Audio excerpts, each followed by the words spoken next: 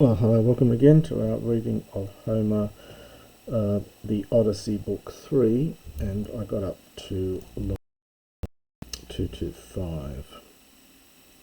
So, Telemachos and Athena, in the guise of mentor, are here at the court of Nestor, and Telemachos now speaks. So, again, Telemachos, so thoughtful Telemachos, this is the common epithet of Telemachos, connected with Peneo, translated generally as thoughtful. Thoughtful Telemachos then addressed him in return. "O Geron," vocative from Geron, "oh, well, it's old man." It's not to be taken in the rude way it would if it was done in English, but oh, we might say sir. Upo tuta epos teliesthai oio. This is another form from oiomai in later Greek. You get it in the active and middle. "For I do not yet think this word," this is a future infinitive, the sigma's dropped out, "is about to be fulfilled. For you speak something lian and mega." Lian, probably in the sense of very, very big. So you are speaking of a very big matter, a very grave matter. "Age me eke." Now, age is a noun meaning wonder. There is a verb agamai, to wonder at, and this is the noun, first declension feminine noun. So wonder holds me. "Ukan emoi ge el pomeneta genoito ud a theoi hos etheloian." This is slightly tricky, I think. It's something like these things. That's the subject here, and it's neuter plural singular verb. So these things would not take place, and now it's almost despite the fact that, and we get this, "for me expecting them." So these things could not happen to me as far as my expectations go, for me hoping they would. So it's almost despite the fact that I hoped they would, these things would not happen, not even if the gods, etheloian, optative, would wish it hos thus. So it's got that accent meaning thus here, not even if the gods might wish it thus. "Ton dau to prosiepe thea glaucopis Athene." So the grey-eyed, or however you want to translate this, grey-eyed goddess Athena then addressed him, and she says, "Telemachos, O Telemachos." Now this is a stock line in Homer. It's a line used, it's a kind of filler, but it has the sense of, "What on earth have you just said?" is the meaning of it. It is literally, "What sort of word, Fugen, has fled from you," and it's taking a double accusative. So it has fled from you, from the Herkos. Herkos is a funny word. It means the fence of your teeth. So the boundary of your teeth. So it's literally what word has escaped you in respect of the barrier of your teeth. In other words, what a thing to say is the sense of it.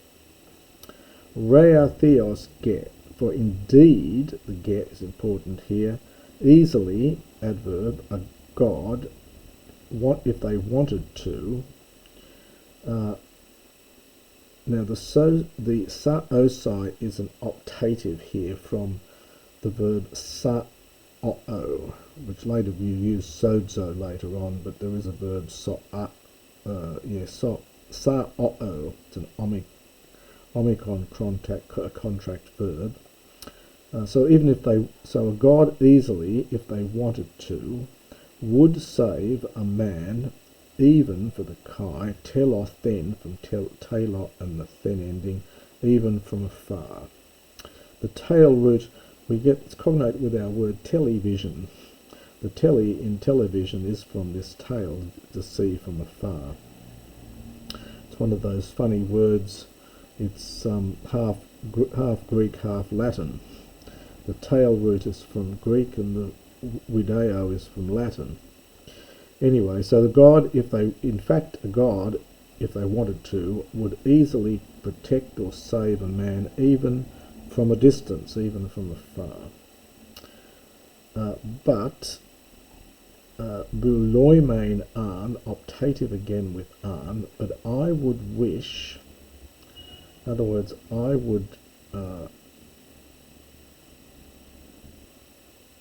I would want, or I would wish, even mogesas is a participle from mogio, to labour at. Having laboured at many griefs, so having put up with many griefs, I in fact would, I would wish, having laboured with many griefs, el themenai, infinitive from erchomai, so to come home, and idesthai, to see the day of my homecoming, nostimon. I would prefer all that rather than, so this is the then after I would wish, so it's almost I would prefer, in fact, even having laboured at many griefs, put up with many griefs, I would prefer to come home and to see the day of my homecoming, the nostimon ema, rather than having come to perish Hephaestus at the hearth. It's nominative, it's to be a man at the hearth, rather than having come home to be at the hearth, to perish at the hearth. Hos, as Agamemnon, Oleth for Olet, perished at the hands of, so it's hoop, I think, with the do low, to perish by the guile of Aegisthus, there's that or genitive ending, and of his own wife.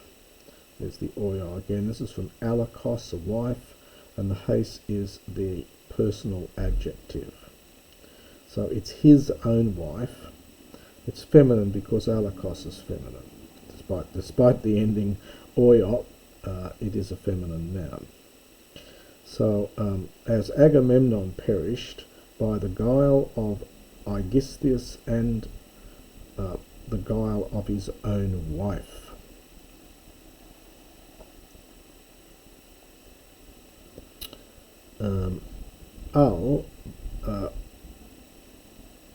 But toi thanaton men homoi ion udi theoi pair. So but now where's the main verb here? Oh, neither in the pair emphasizes the theoi, not even the gods dunantai are able alalkemen. This is this funny. It's a reduplicated aorist infinitive here. There's no present form of this. It occurs as alal ke. You'll normally get as a reduplicated aorist. This is just the infinitive of it. It means to ward off. It's a fossilized form, and it only occurs, there's no present form, it only occurs in this form, or just with an e to ward off. Okay, so just to go back and do that. So, but indeed, atoi, it's almost pair for kai pair, or not even the gods, so the uder with the pair really, not even the gods themselves, able to ward off death, hom oi ion, that which is common to all, from a man who is dear to them. So God can't do that. Whenever, in fact, moir alo a destructive fate, kath helesi, this is subjunctive from kath hyreo, so the destructive fate of death which brings long woe might take him down, i.e. take him down to Hades. This is a funny word. It's connected with tanaos, meaning long, and the probably in some sort of alg root here. I think the etymology is a bit funny with this. It generally translated as bringing woe. It's bringing long woe, bringing the long woe of death. So just to do this bit again quickly, because it's a bit complicated here. So, but indeed, not even the gods themselves are able to ward off death, which is common to all, even for a man who is dear, whenever in fact destructive fate of what's almost resulting in grievous or the long woe of death might take him down. And that's the end of her speech. Tained da Telemachos. So then again, thoughtful Telemachos replied again to her, Tain, even though it's a man. Homer sort of plays with the words here. The audience knows it's Athena, so he keeps referring to Mentor as a her, because the audience knows it's Athena. But of course Telemachus still thinks it's Mentor, so we get Mentor here, vocative. O Mentor, hortatory subjunctive here, legomatha, and we get this kerdamai pair. Pair really here for kai pair. Pair with following a participle, very common in Homer. So it means although caring for these things, although worried about all this, let us speak no longer of these things, although we have concern for them. Kainadu ketinostos etertumos. No longer is, understand there, a true nostos, return home, kaino, for that man, for Orestes. And this is an interesting point. In the earlier parts of the Odyssey, Telemachus is convinced his father's dead, and when someone suggests otherwise, he sort of gets a bit irritated. So he says, there is no longer any true return home for that man, that is my father. But already, or even now, for the A-Day, we'll hold the hoi for a minute, already the immortals, frasant, aorist from frasso, well, it's that they say, it's a verb meaning to say or to think, almost have devised or decided death and black fate, kera. Kera can mean death itself, but I'll just translate it fate here. So death and a black fate, hoi, and there's the hoi for him. They've already decided death and a black fate for him. Nun de ethelo epos Allah, mentale psychioreste. These are infinitives. So these are infinitives. Oh, sorry, no, it's after ethelo.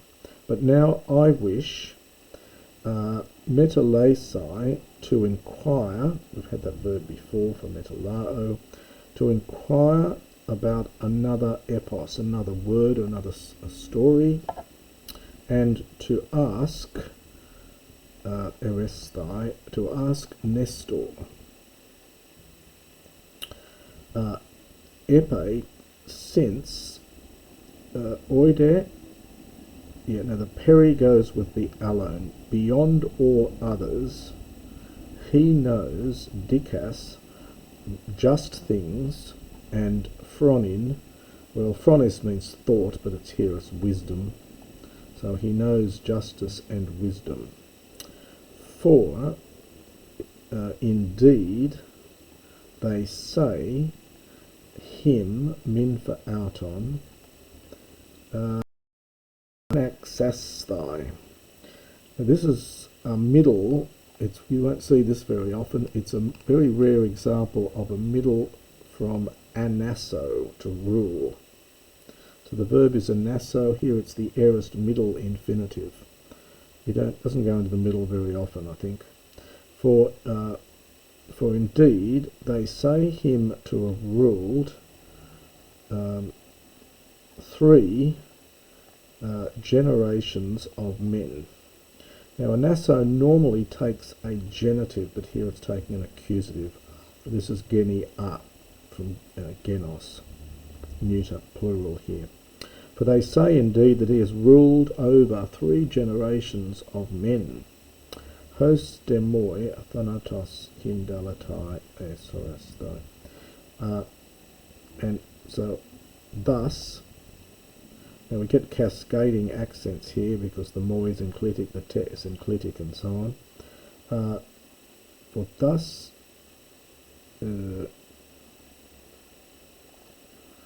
the hindalamai is to appear. It only occurs in Homer, I think, and in poetry. It's not a usual prose word. Yeah, indalamai, to seem or to appear. For thus he appears to me,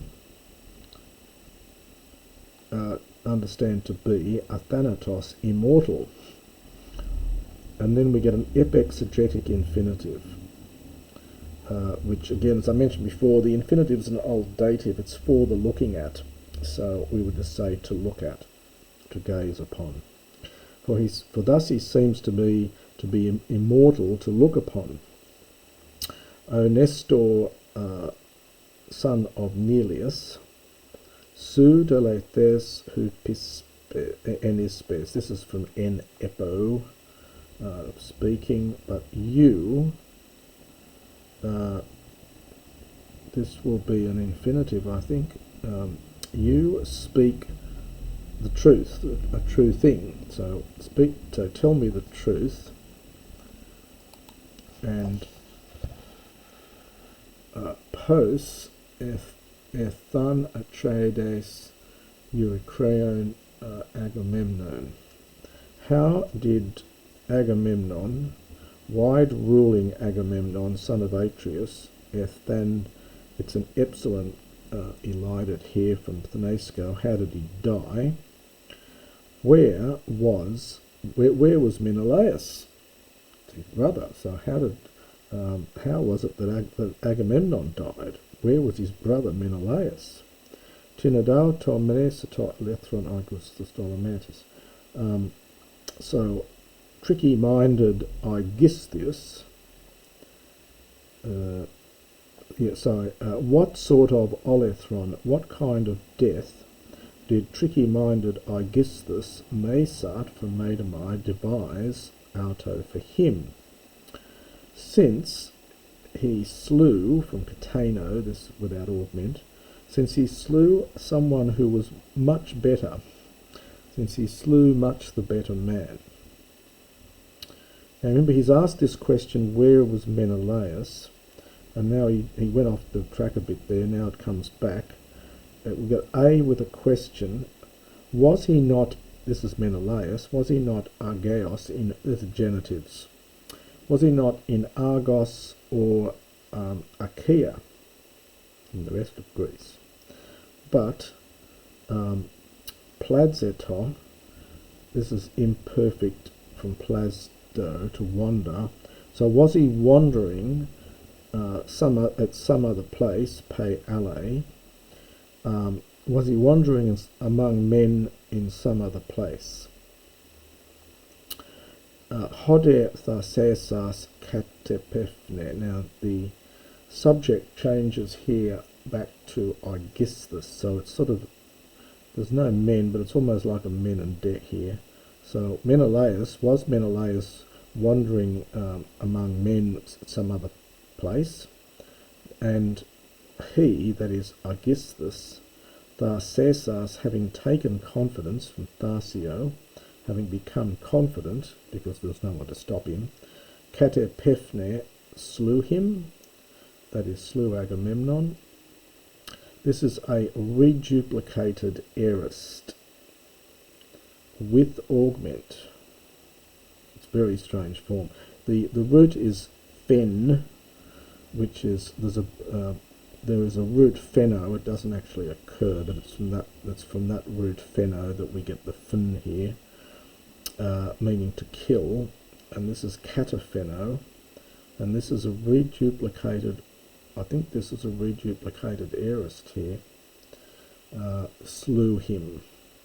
So just to do that bit again. So was Menelaus in Argos or in Achaea, or rather was he wandering among men at some other place, and he, that is Aegisthus, taking heart or becoming confident, he slew him, that is Agamemnon, and he ends in a question. And we'll leave it at that point. We'll continue this in the next recording.